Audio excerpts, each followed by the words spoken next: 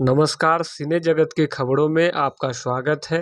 अभिनेता शाहिद शम्स ने साइन की भोजपुरी फिल्म भइल पड़ाया बाबुल के अंगना।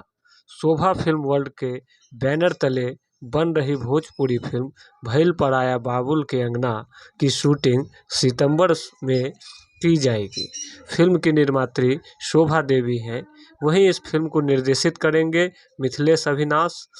फिल्म की कहानी लिखी है सीमा श्रीवास्तव ने। एसोसिएट डायरेक्टर निर्देशक विजय श्रीवास्तव है।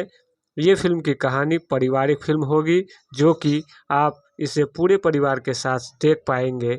आपको बताते चले कि इस फिल्म के मुख्य भूमिका में विशाल सिंह, सालू सिंह, शाहिद शम्स, विजय श्रीवास्तव, कुमार सार्थक, हर्षराज, महेश अमन व अन्य कलाकार नजर आएंगे।